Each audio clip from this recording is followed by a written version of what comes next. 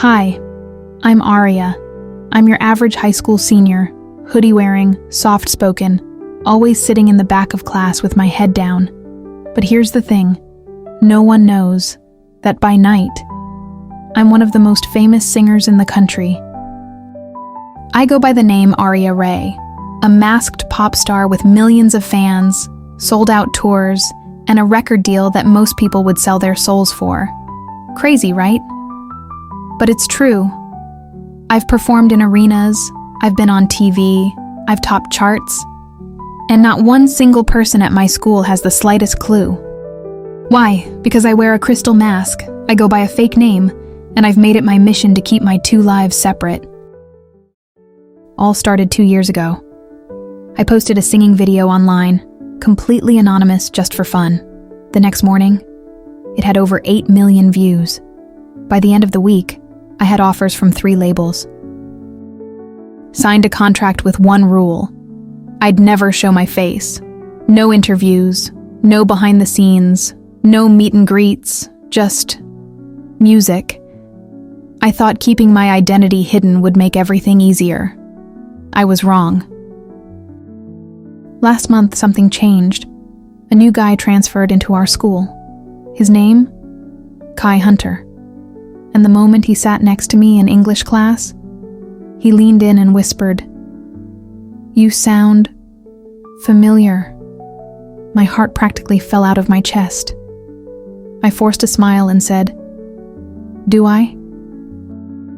He just smiled back, that mysterious, smirky kind of smile, and said, "Yeah, like someone I listened to before bed."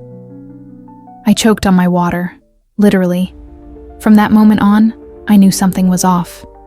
He'd watch me too closely. He'd hum my songs under his breath.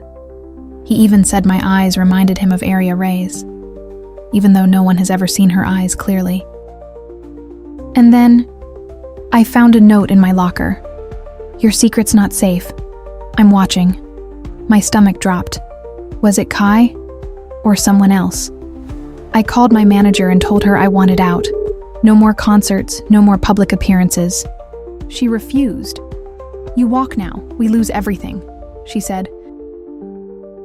That night, during a show, someone hacked the stage screen and projected my school photo, my face, my student ID. I barely made it off stage before fans started screaming my name. That's when the label said, "No more games.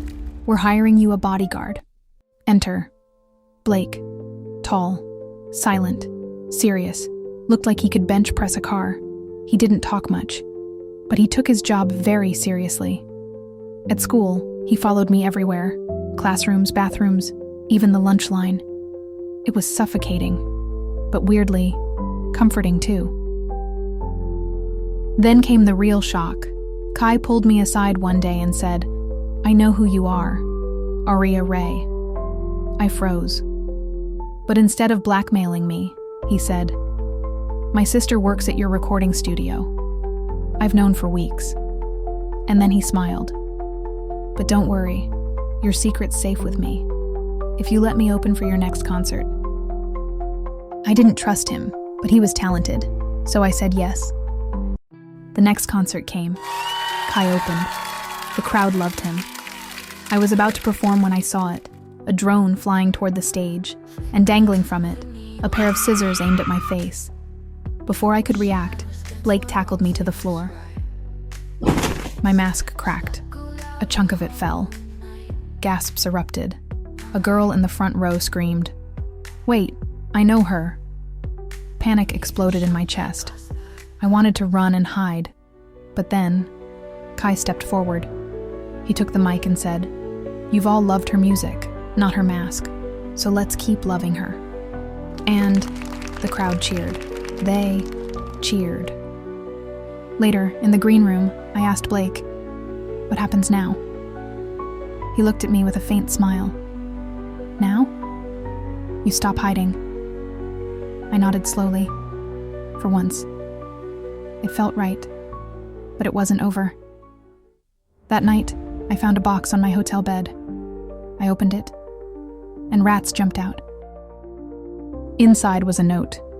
You should have stayed in hiding. Blake immediately increased security. No school, no outings, no concerts. But the Paris show was coming. It was the biggest performance of my career, and it was sold out. I have to go, I told Blake. He frowned. Not safe. I don't care. He sighed. Fine, but I'm staying in the same hotel room. No exceptions.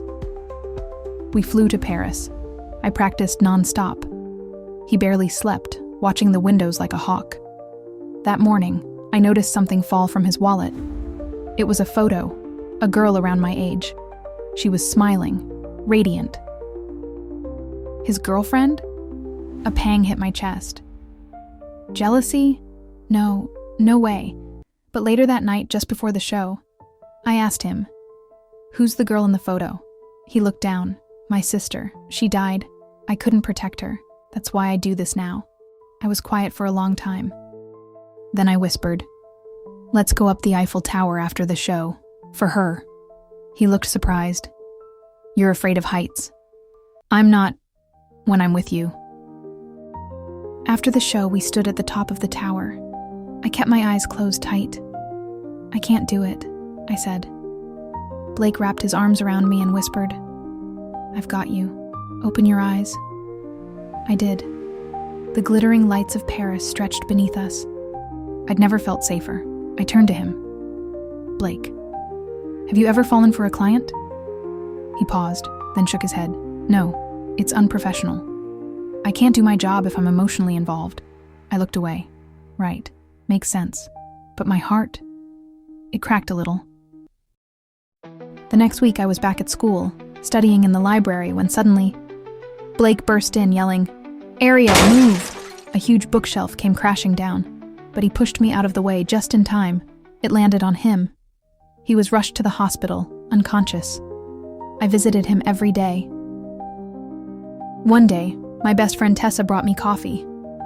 But before I could drink it, Blake, now awake, slapped it out of my hand. I gasped. "What are you doing?" The cop next to him pulled out handcuffs and arrested Tessa. She'd pushed the bookshelf and poisoned the coffee, all out of jealousy. "I hate you, Aria," she screamed as she was dragged away. "You have everything, fame, fans, and even him." My hands were shaking. I turned to Blake. He held me close and said softly, "I can't be your bodyguard anymore because I don't want to protect you like a client." I stared up at him. "Then protect me like someone who loves me." He kissed me, and for the first time, I didn't feel like I was living a double life anymore.